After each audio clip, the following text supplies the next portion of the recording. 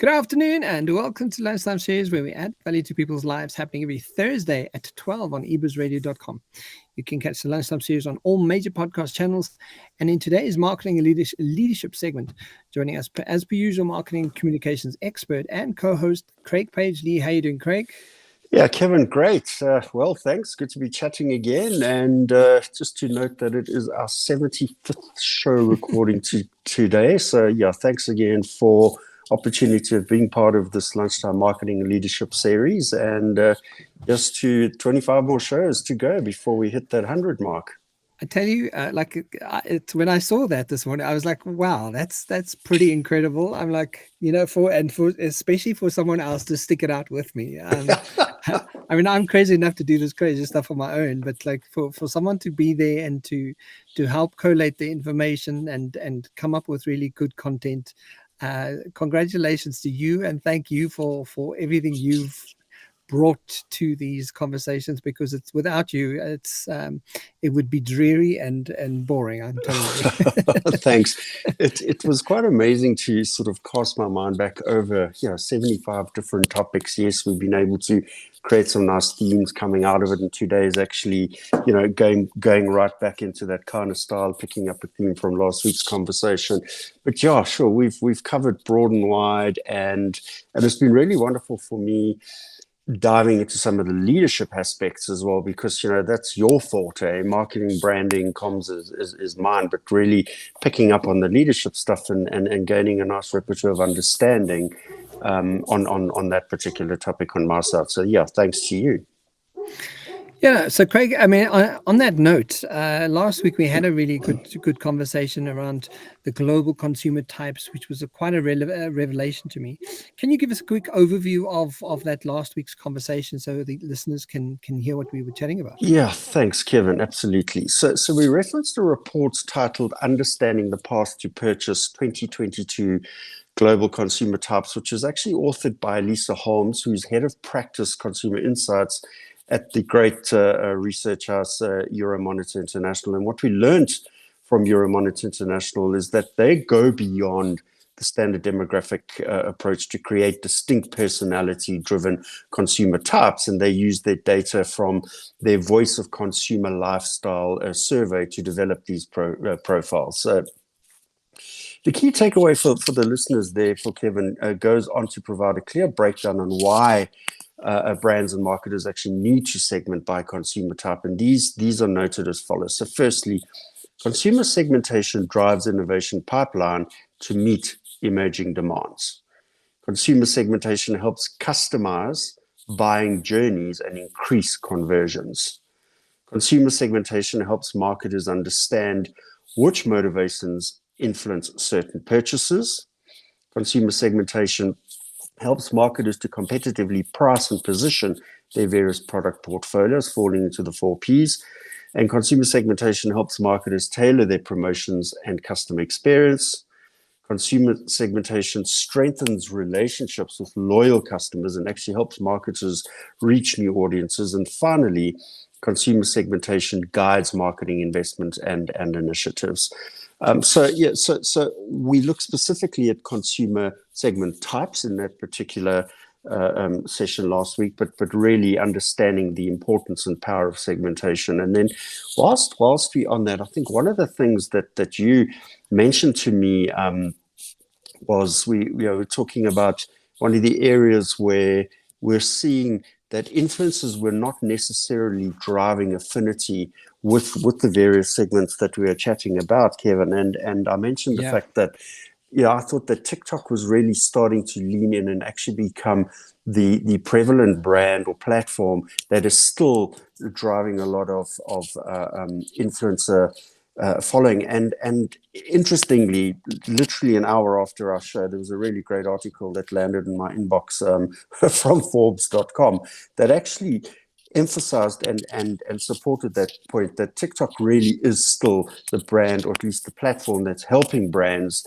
with ad creation and allowing them to align much stronger with influencers than any of the other brands at the moment. And one of the key things that was highlighted in that little piece of feedback was TikTok is providing really good feed of algorithms that are based on different users' preferences and the activity of history of the individual users. In the back of that, it's really being able to enhance the platform and ensuring that real up-to-date feeds with different dynamic content, which is what the influencers are now developing. So really great for brands to see TikTok driving that, and most definitely we're seeing a lot more affinity with influencers in the TikTok space than in many of the other areas previously. Yeah, I mean, just on that point, like for me, what I love about the TikTok option here as a marketing tool is people are coming up with the craziest crap.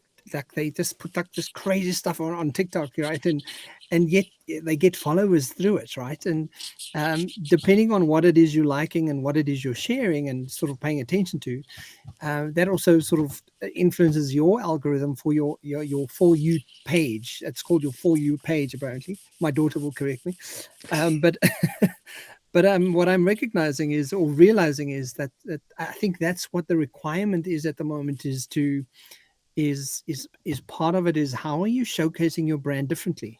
How are you tapping into the market? And especially looking at the segmentation part is asking yourself, well, where am I fitting? Where's my sweet spot? What is working for people? What do people want to hear and what do people want to experience? And that's why I find that this is so fascinating. And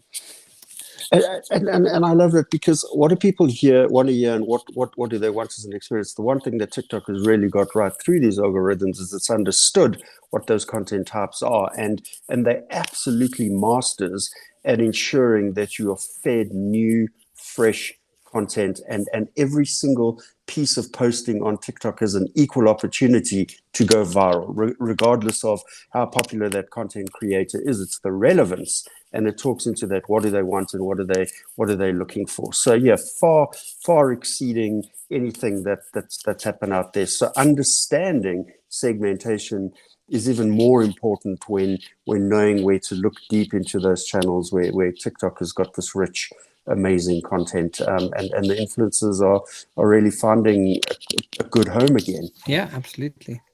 Craig, so with that said, what do we got for the listeners for today's show? Kevin, I want to expand on the topic of segmentation in a bit more detail, as it's really an important topic, and it's absolutely the enabler to allowing brands to connect with their target audience in a much more meaningful way and a more beneficial way, which in turn leads to more leads, and it's enabling much more effective two-way communication, which is really what brands are wanting. It's about the conversations, and through that they're able to develop products and services to meet the needs of consumers and inevitably lead to increased sales and improving on the bottom line. So whilst we specifically looked at consumer types in last week's conversation, I actually want to go back a bit to the foundation of the topic and look at what segmentation really is and what types of segmentation exist and what the benefits of these various types of segmentation are, Kevin. To So, start off, yeah, yeah, sorry, go for it. so kick it off with us to start it off with the definition of the Yeah. segmentation again. Okay. Cool. Thanks. So I've looked at two or three different definitions here, and I always go and look at the the default Wikipedia, which at times questionable, but nevertheless.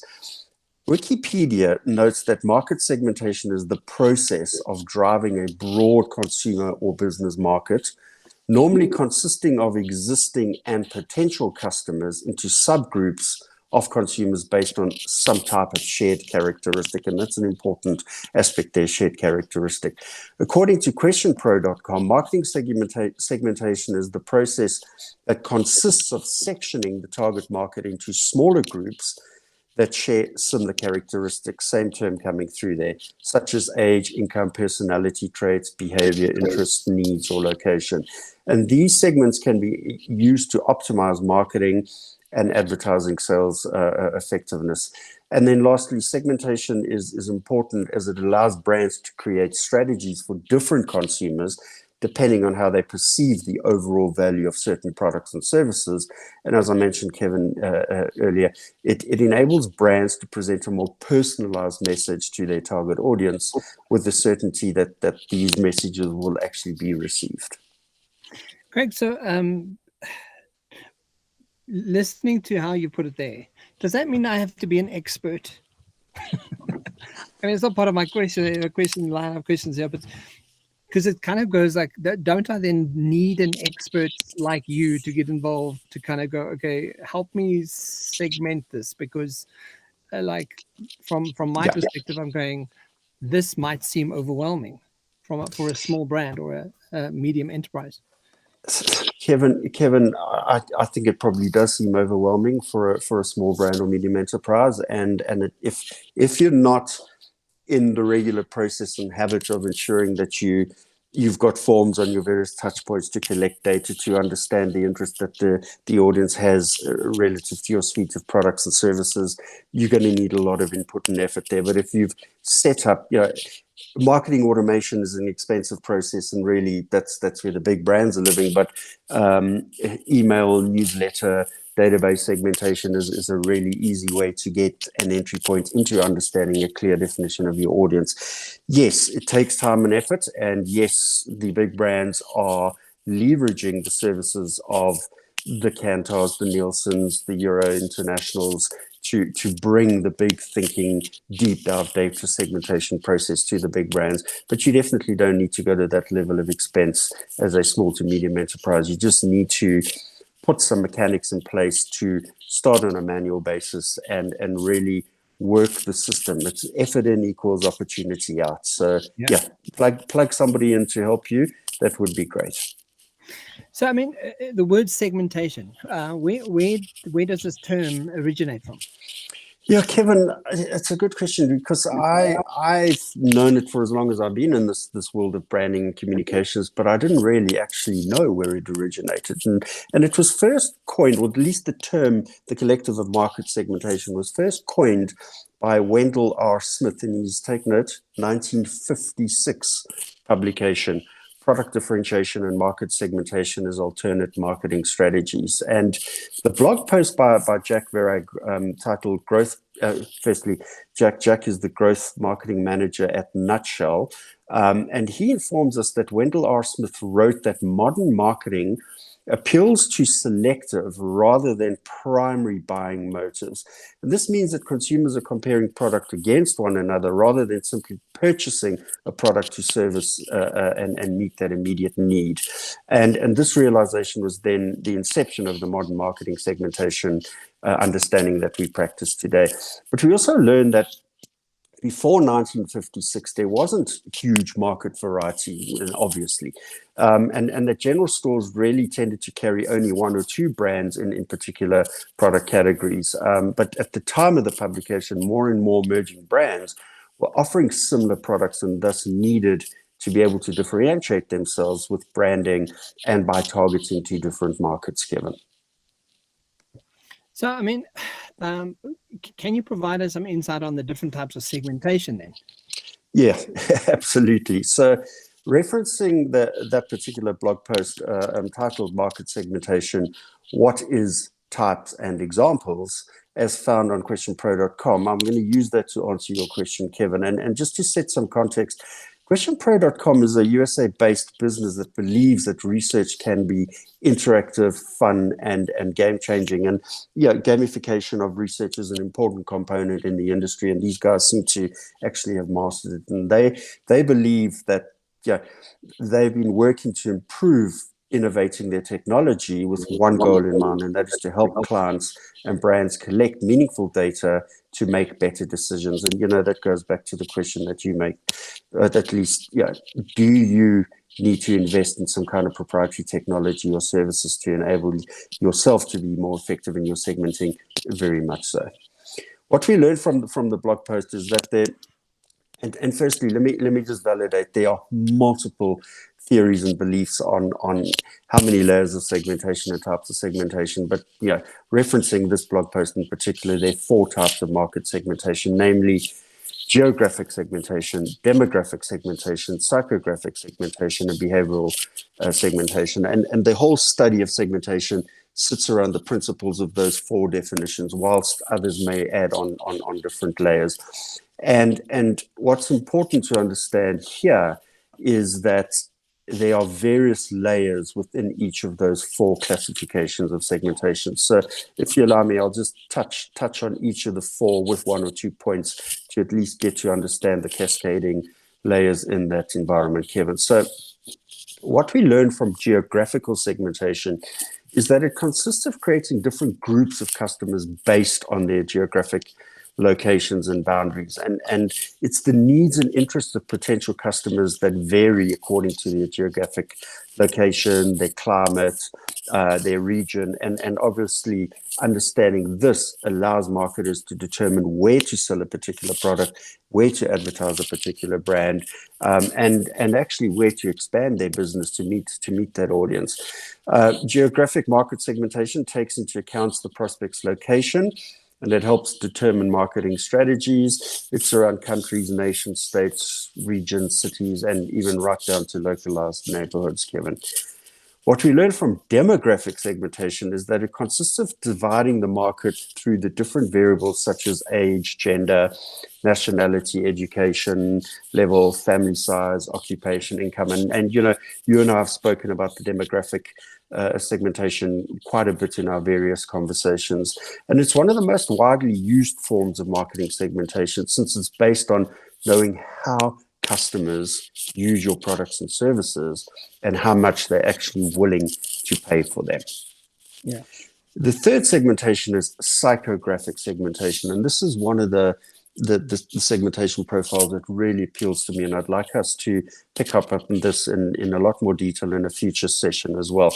It consists of grouping targeted audiences based on their behavior, lifestyle choices, attitudes, and interests. And to understand the target audience in greater detail, market research is conducted using techniques such as focus groups, surveys, interviews, and case studies, and very much methodologies that you're quite familiar with in delivering your particular leadership and work. More specific traits are associated with psychographic segmentation in addition to behavior, lifestyle, attitudes, as noted earlier on. They include the likes of personality, beliefs, goals, values, desires, and social class are also included in the spectrum of psychographic segmentation. And what's important here is that two individuals can possess exactly the same identical demographic information, but actually make very different purchase decisions, and therefore requiring those different layers on the approach to marketing. And according to Wikipedia, psychographic in marketing focuses on understanding the consumer's emotions and values, which then allows you to be much more effective in building your communication messages and accurately targeting them.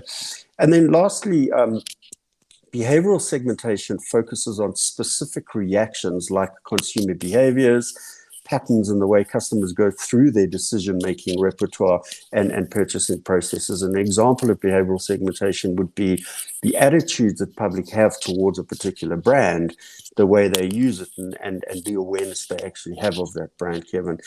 Behavioral segmentation data is collected very much in a similar way to how you would find psychographic data, thereby allowing marketers to develop a more targeted and granular approach as well. And segmenting your market based on behaviors is typically done by marketers within their marketer automation software, whereas companies with mailing lists have already performed that first layer of behavioral segmentation, and they therefore just track prospects who have signed up to receive the mails. And I mentioned to you, if you can start building out some kind of database based on the engagement you have with your mailers, you'll be able to start targeting relative to the interest that is generated by your respective prospect opportunities, Kevin. Yeah, I mean, for me, it's psychographic and the behavioral segmentation. That to me immediately speaks to perks up my ears. But I mean, what are the benefits or key objectives of marketing segmentation, Craig? Yeah, so Kevin, I mentioned the 4 Ps earlier on. Again, there are so many different definitions or objectives that are defined on the web these days. But really simply put, Kevin, the 4 Ps of marketing are in essence the key objective, marketing segmentation objectives. And whilst you may have heard the term a number of times, the objectives are defined as follows in the podcast. So the first P reference in the article is product, which is creating successful products is one of the main objectives of an organization and one of the reasons why you would conduct marketing research. This allows you to add the right features to your product and also help you reduce the costs to meet the needs of your target audience. The second P is the P of price. Another objective of the segmentation is to establish the right price for your product and identifying which is the public that will be willing to pay for it. So whilst you setting a good price point, you still got to ensure that you're identifying who that audience segment is that will be willing to pay. And, that's on a spectrum of mass right the way through to quite boutique, unique experiences and products. The third P is promotion, and this helps you target the members of each of the segments that you've identified and selecting them to the different categories so that you can actually direct your strategies quite compartmentally into each of those environments as well. And the fourth P is the P of place. So the ultimate goal here is actually to decide how you offer a product to each of the groups of consumers and how you take it to them in the place that they're most in tune and willing and ready to accept to engage with the product. And obviously it has to be a pleasant experience in that particular instance. Great. But how much does credibility play into the 4 Ps? Because one of the things that, like Ferrari doesn't advertise, right? They don't have adverts and like come buy a Ferrari kind of thing. They don't need to. They don't need to anymore, but they needed to when they first came to market. Okay. So that's because you have to have some kind of credibility to really and put the 4 Ps in place before you get to that point. Correct. So that comes about on the basis of reputation, and reputation comes about on the basis of trust, and trust comes about on the basis of a whole host of other components, of which the value proposition is in place. It meets the consumer's needs based on the relevant segment categories that you're looking at. So there's a whole build to ensuring that you have a product that means something to an audience, irrespective of the size of the audience. It's got the right value proposition, the right price point, is available in the right channels, and meets the desired need at the point of need. And when all of that's in place, then consumers lean in. Loyalty proposition, they trust you more. Word of mouth becomes a prevalent driver of brand salience. And at the end of the day, when you got a brand as powerful as Ferrari, you probably don't need to advertise. Yes. Yeah. So then the next section of this information is your intersection. So please tell me about it.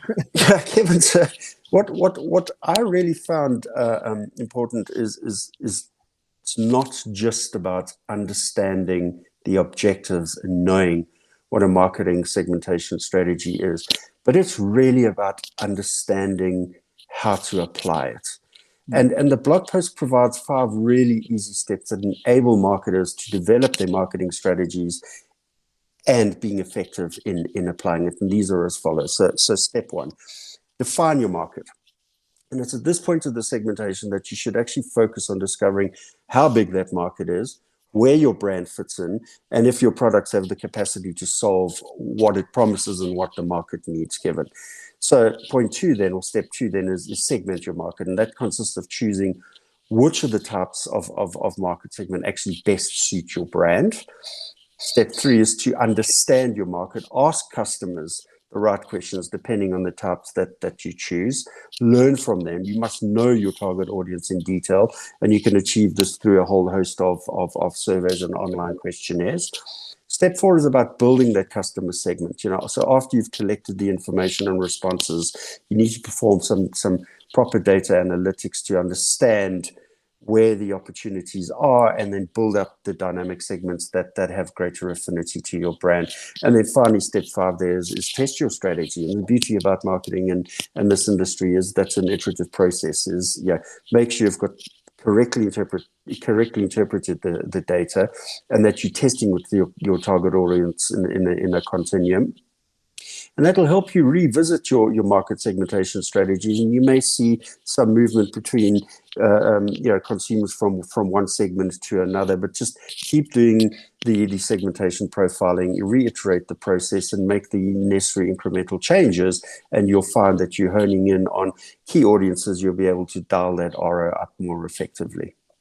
Craig, what I do like about this 5-step process is that you could do this at a micro level. Yes. This is not a thing that's just for big corporates or large organizations, but even as a coach, even as an accountant, as a bookkeeper, like really honing in those skills and kind of going, define who it is you want to talk to, segment your market, understand who your market is, build your customer segment, and really test it.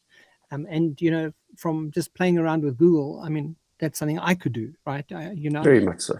Check your, how it's working for you. So I like the fact that it's as simple as that, and it can be as simple as that. And Kevin, there are some really good software platforms out there that don't cost an arm and a leg, that are structured to enable small to medium businesses. So definitely look out and plug into some of those. So, Craig, as we close the show today, what can you share with the listeners as the key, more than tea, the key takeaways of the conversation today? So, Kevin, for the takeaway today, whilst again the obvious statement, we know what marketing segmentation is, and we know that we need to leverage the benefits of what it has for organizations. It's really ensuring that marketers follow some critical steps to ensure that they can leverage the advantages, which coming out of that particular article are noted as follows. Marketing segmentation creates much stronger marketing messages. So when you know who you are targeting, you can definitely create that strong personalized message that responds directly to the needs and wants of your respective target audience. Marketing segmentation requires that marketers find the ideal marketing strategies to be effective. And marketing segmentation allows marketers to know their audience, so they're therefore able to create a plan that will work successfully and determine the better solutions and methods to reach their respective audience, Kevin. Marketing segmentation also helps brands attract potential customers. By sending direct and clear messages, you attract the right audience and are more likely to convert them into buyers. Marketing segmentation helps differentiate your brand from the competition by focusing on specific customer needs and characteristics that marketers can actually create specific messages around that aligns with the brand's value proposition. Marketing segmentation also helps brands identify that niche market, and identifying the niche or the broadest audience, whether it's the needs that you can effectively address in the broadest audience or the needs that you can affect in a really, really niche, high-value audience. Marketing segmentation also helps focus marketing and communication efforts, an important requirement here because it eliminates spend wastage. It allows brands to identify new marketing opportunities, and it avoids the distraction and deflecting away from the identified target marketing. And finally, Kevin, marketing segmentation helps create a customer connection. So when brands know what their customers' wants and needs are, they can create those effective strategies to actually forge much stronger bonds with the brand and customer, which in turn creates good brand repertoire, good brand conversation, leading to loyalty and inevitably great customer satisfaction. And those are the key takeaway points for today. Fantastic. I love that. It's a fantastic summary, Craig, and I think it's how you've sort of laid it out for us is in great detail. Guys, if you want to go and check this out, to go and check out last week's conversation, it's going to get sort of lend itself from this week's conversation, and it really works well together. Craig, thank you for today, guys. You're going to catch the Lunchtime Marketing and Leadership series every Thursday at 12 on ebuzzradio.com, and that's live. Craig, thank you for joining me, and thanks for having a good chat. Yeah, thank you, Kevin. Look forward to show number 76 next week. Thanks. I can't believe that we're this far. So it's amazing. Brilliant. Have an awesome rest of the week. Thanks, Craig. Thanks, Kevin. Ciao.